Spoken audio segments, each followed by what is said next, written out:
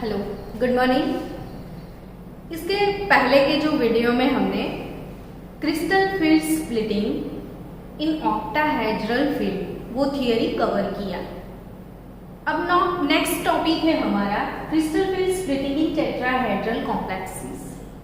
अब tetrahedral complexes उसमें जो स्प्लिटिंग होता है वो ऑक्टाहेड्रल कॉम्प्लेक्सेस के अंदर जो स्प्लिटिंग था उसका टोटली ऑपोजिट होता है।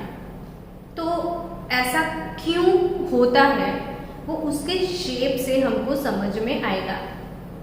हम ऑलरेडी पढ़ चुके हैं कि डी ऑर्बिटल्स जो होते हैं उनके 5 सब ऑर्बिटल्स है। Out of 5 2 EG orbitals dx² - y² and dz² are along with the axis and 3 T2G orbitals dxy, dyz and dzx are on the plane. So plane में T2G है और axis पे EG orbitals है। अब octahedral field में ligand की entry जो है वो एक्सिस के ऊपर से होती थी। ऑक्टाहेड्रल फील्ड में लिगेंड की एंट्री एक्सिस के ऊपर से होती थी, यानी एक्सिस वाले जो EG ऑर्बिटल थे they feel more repulsion, so they get excited, so उनका एनर्जी लेवल इंक्रीज हो जाता था T2G का, और EG डाउन यानी वो स्टेबलाइज होते थे। सेम वे अगर ये टेट्राहेड्रल फील्ड लिगेंड की एंट्री कहां से होती है तो वो प्लेन से होती है, अब एक्सिस से नहीं होने वाली है। तो यहाँ पे टेट्राहेड्रल शेप जो कि मेटल आयन लिगेंड का एंट्री आप देख सकते हो एक्सिस के ऊपर से बिल्कुल भी नहीं है, वो लिगेंड एंट्री प्लेन साइड से है। यानी कि अब अटैक किसी दूसरी कंट्री का है, दूसरी साइड से है, तो यहाँ पे अटैकिंग पोर्शन जो है लिगेंड अटैकिंग पोर्शन वो प्लेन से है, तो सबसे ज्यादा रिपल्शन प्लेन वाली ऑर्बिटल्स को होगा। यानी कि प्लेन वाली ऑर्बिटल्स हमारी कौन सी है तो दे आर T2G। सो यहाँ पे स्प्लिटिंग कैसा होने वाला है वो देखो। यहाँ पे ये 5 सब ऑर्बिटल्स हैं जो कि डीजेनरेट है। डीजेनरेट ऑर्बिटल्स की डीजेनरेसी अब खत्म होने वाली है due to crystal field splitting. अब यहाँ पे हायर एनर्जी लेवल वाला ऑर्बिटल्स बनेगा T2G और लोअर एनर्जी ऑर्बिट्स होगा EG। तो ये EG ऑर्बिटल्स है, ये T2G ऑर्बिटल्स है। इन दोनों के बीच का जो एनर्जी गैप होगा वो होगा डेल्टा T टेट्राहेड्रल, यानी डेल्टा T होता है।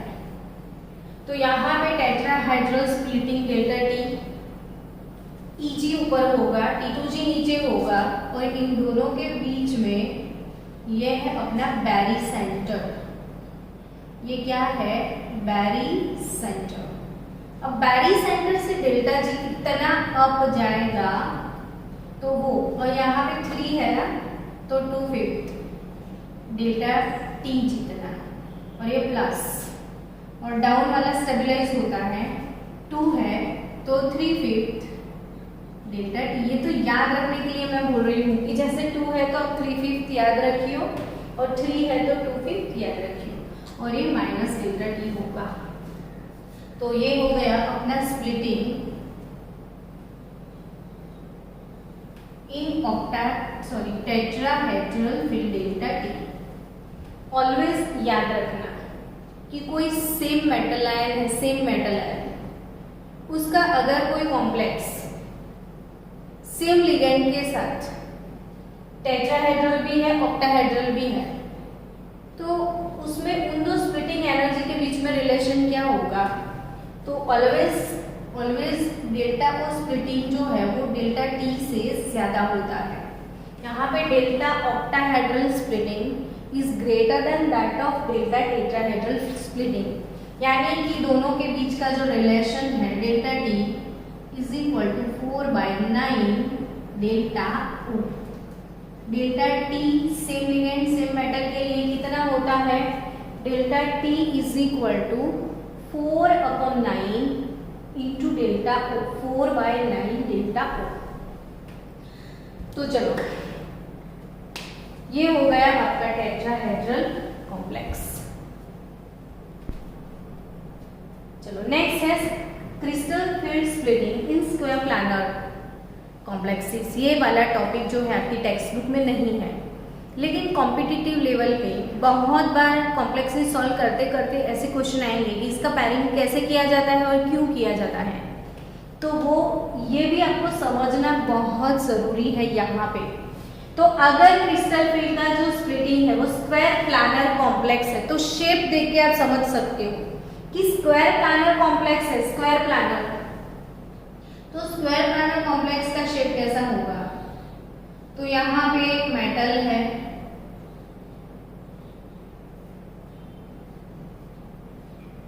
तो लिगेंड की एंट्री देख लो सिर्फ कि भाई लिगेंड कहाँ से एंटर हो रहा है। तो यानी कि कोई भी बच्चा समझ सकता है कि ये अगर एक्स एक्सिस है तो ये वाई एक्सिस होगा, यानी लिगेंड की एंट्री यहाँ पे एक्सिस के ऊपर से होगी। स्क्वायर प्लानर कॉम्प्लेक्स की बात मैं करूं तो हाइब्रिडाइजेशन कौन सा होगा, DsP2 होगा। सबको पता है कि जब DsP2, मैंने ये चीज सिखाई है कि अगर आपके पास 4 कोऑर्डिनेशन नंबर है तो 4 कोऑर्डिनेशन नंबर के लिए there are 2 possibility. sp3 hybridisation भी हो सकता है, DsP2 हाइब्रिडाइजेशन भी हो सकता है। अगर sp3 हाइब्रिडाइजेशन है तो शेप यहाँ पे टेट्राहेड्रल हो सकता है नहीं होगा। और DsP2 हाइब्रिडाइजेशन है तो शेप जो है वो स्क्वायर प्लानर होता है। अब यहाँ पे DsP2 हाइब्रिडाइजेशन में स्क्वायर प्लानर शेप है, तो अगर स्क्वायर प्लानर शेप है, यहाँ पे अभी स्प्लिटिंग आपने देखा टेट्राहेड्रल में कि T2G ऊपर था, Eg स्टेबल हुआ था, तो T2G Eg ये वाला स्प्लिटिंग आपने टेट्राहेड्रल में अभी अभी पढ़ लिया। लेकिन अगर DsP2 है तो क्या होगा वो समझना यहाँ पे बहुत जरूरी है। तो अगर DsP2 है हाइब्रिडाइजेशन, तो ये जो लिगेंड की एंट्री है वो हो रही है एक्स एंड वाई एक्सिस के ऊपर से। तो एक्स एंड वाई एक्सिस के ऊपर ऑर्बिटल कौन सा होता है, तो एक्स एंड वाई एक्सिस के ऊपर होता है dx² - y², यानी सबसे ज्यादा रिपल्शन कौन फील करेगा, तो एक्सिस वाले लोग। तो यहाँ पे स्प्लिटिंग कैसा होगा, तो यहाँ पे डबल स्प्लिटिंग होने वाला है।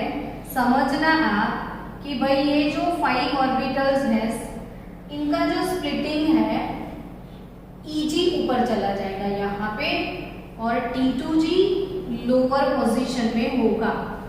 और यहाँ पे सिर्फ और सिर्फ रिपल्शन एक ही ऑर्बिट को फील हो रहा है, सिर्फ dx² - y² को, तो इसका फर्दर स्प्लिटिंग भी होगा। और यहाँ पे फर्दर स्प्लिटिंग में अब अच्छे से याद रखना कि सबसे ज्यादा प्रॉब्लम होने वाली है dx² - y² को। dz², z एक्सिस से कोई लिगेंड नहीं आ रहा है, देखो z एक्सिस पूरा फ्री है अपने आप में, तो वो स्टेबल हो जाएगा। dz² नीचे चला आएगा, dz² यहाँ पे आ जाएगा, तो वो लोअर एनर्जी फील करेगा। लेकिन इनमें से dxy, dyz, dzx है, तो इनमें से xy को थोड़ा बहुत रिपल्शन फील होगा, तो ये हो जाएगा अपना dxy।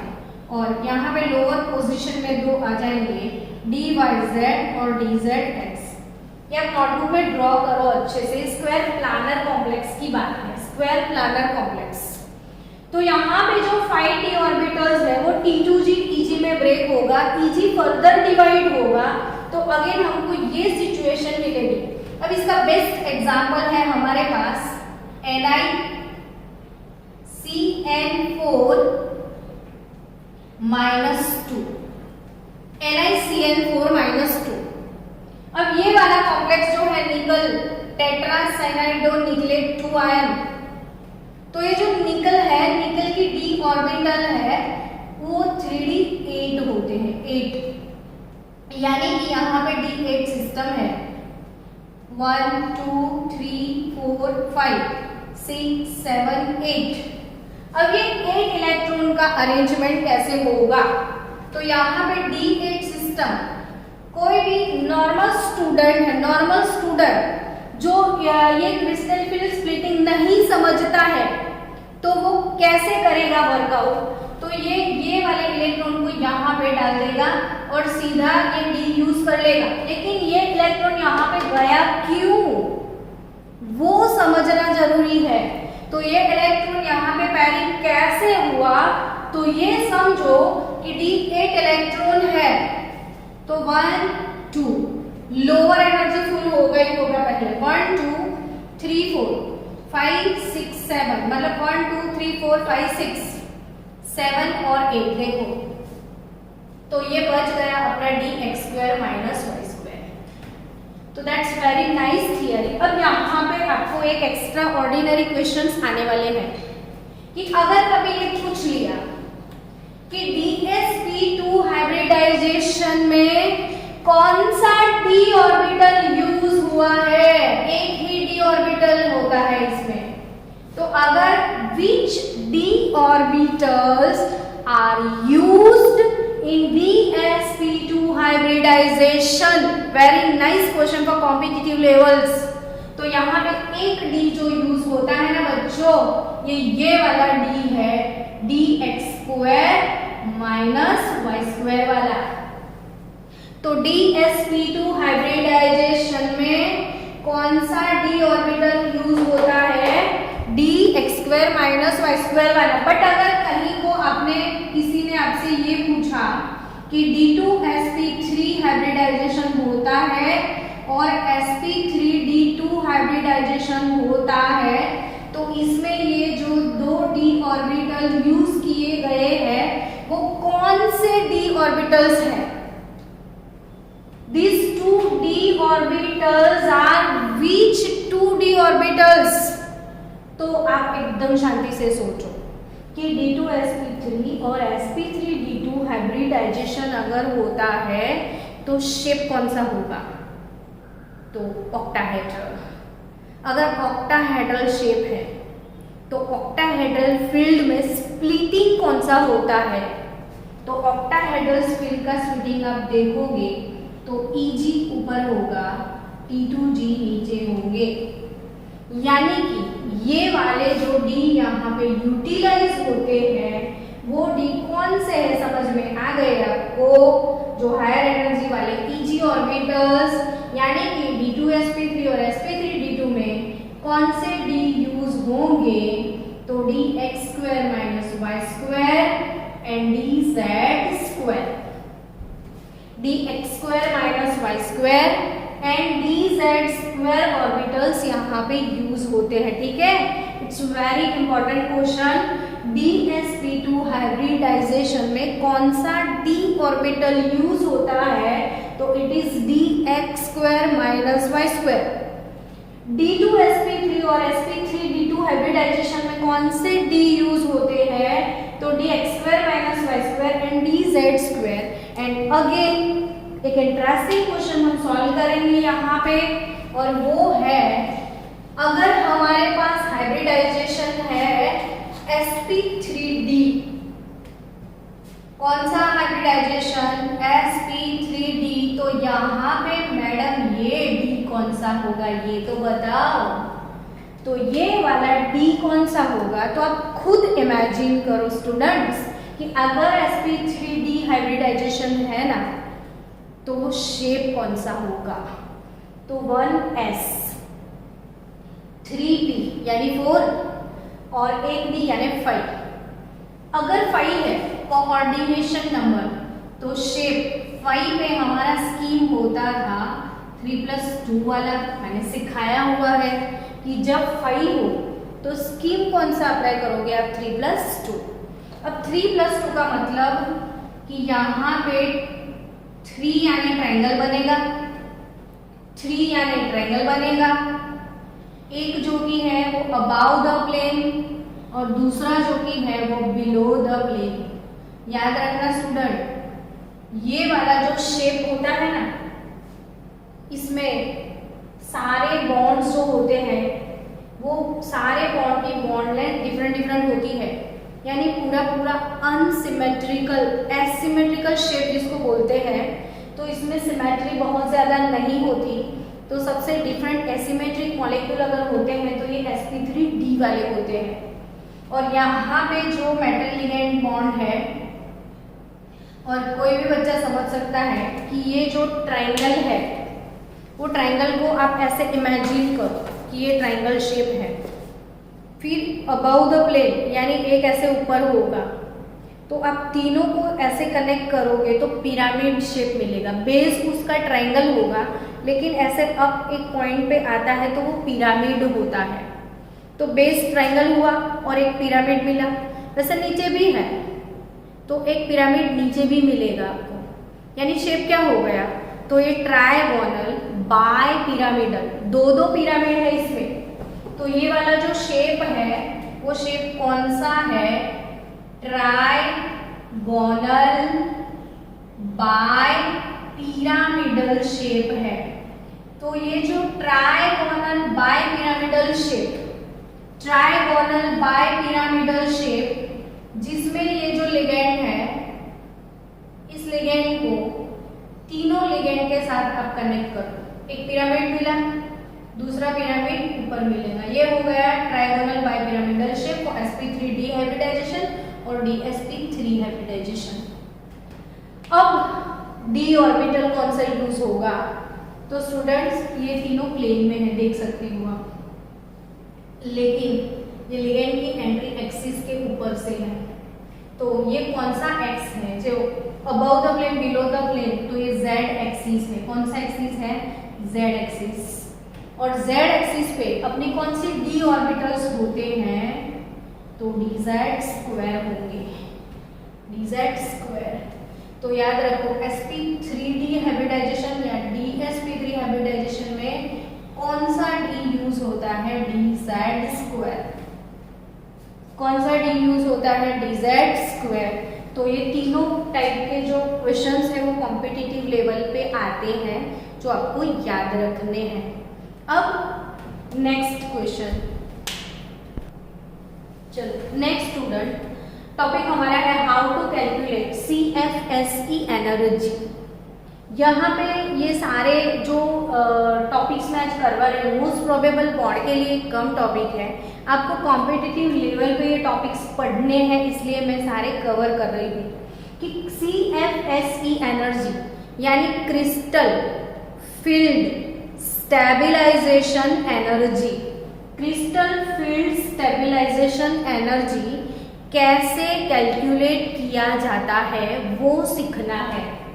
तो मुझे क्रिस्टल फील्ड स्टेबलाइजेशन एनर्जी अगर मेरे पास है D4 system, D4 electronic system है, ऑक्टाहेड्रल फील्ड है और वो भी स्ट्रॉन्ग लिगेंड है, इतनी फैसिलिटी मैंने एक एग्जांपल लिया है आपके लिए कि if I have D4 electronic system in octahedral field with strong ligand field, तो स्प्लिटिंग क्या होगा कि भाई ऑक्टाहेड्रल फील्ड है हमारा, तो 5 लेवल का जो स्प्लिटिंग है वो सीधा स्प्लिटिंग में यहाँ पे लिख दूँ तो EG ऊपर होगा और सबको पता है T2G नीचे होगा। अब EG ऊपर और T2G नीचे है तो इन दोनों के बीच का जो टोटल स्प्लिटिंग है वो है डेल्टा O। अब ये बैरी सेंटर से कितना अप जाता है, ये वाला पोर्शन बैरी सेंटर से कितना अप जाता है, तो मैंने सिखाया है 2 है तो अब लिखना 3/5 डेल्टा O, और ये ऊपर गया प्लस नीचे आया तो -2 2/5 डेल्टा O जितना वो स्टेबल होगा। If I have d4 electronic system, यानी d ऑर्बिटल में आपके पास 4 इलेक्ट्रॉन है, तो कॉन्फ़िगरेशन क्या होने वाला है? तो 1 2 3 and 4. So our configuration here T2G4 EG0, ये हो जाएगा T2G4 EG0। तो crystal field stabilization energy CFSE energy आपको कैलकुलेट करनी है। तो यहाँ पे समझो कि आपके पास 4 इलेक्ट्रॉन T2G में है और T2G का स्टेबलाइजेशन एनर्जी है -2/5 डेल्टा O। तो ऐसे कितने इलेक्ट्रॉन है जिनका -2/5 डेल्टा है O है? तो वो 4 इलेक्ट्रॉन है जिसका एनर्जी लेवल है -2/5 डेल्टा O प्लस EG की मैं बात करूं तो EG लेवल वैकेंट है, यहाँ पे एक भी इलेक्ट्रॉन नहीं है जिसका लेवल हो 3/5 डेल्टा O जितना, तो ये 0, यानी -8/5 डेल्टा O मिला टोटल आपको, यानी इसको 2 से मल्टीप्लाई कर दो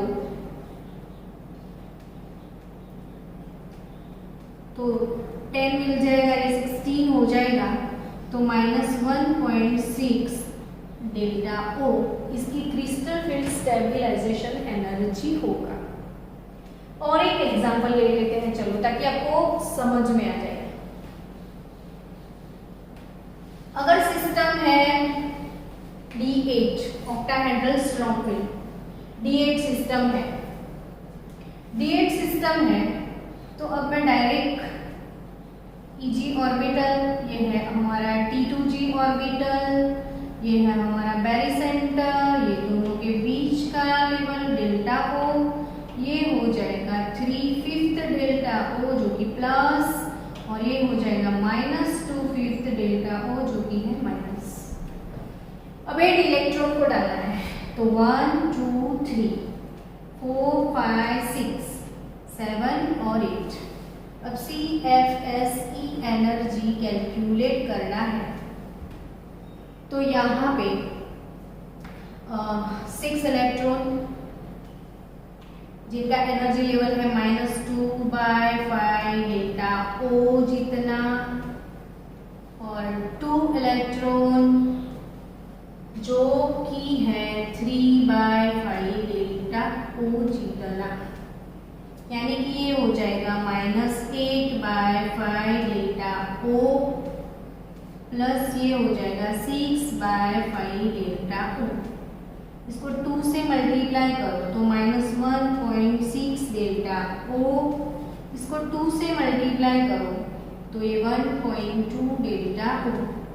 तो यानी कि टोटल आंसर स्टेबलाइजेशन एनर्जी का आएगा -0.4 डेल्टा O। तो ये हो गया क्रिस्टल फील्ड स्टेबलाइजेशन एनर्जी कैसे कैलकुलेट करते हैं वो। तो मिलते हैं अब नेक्स्ट लेक्चर में।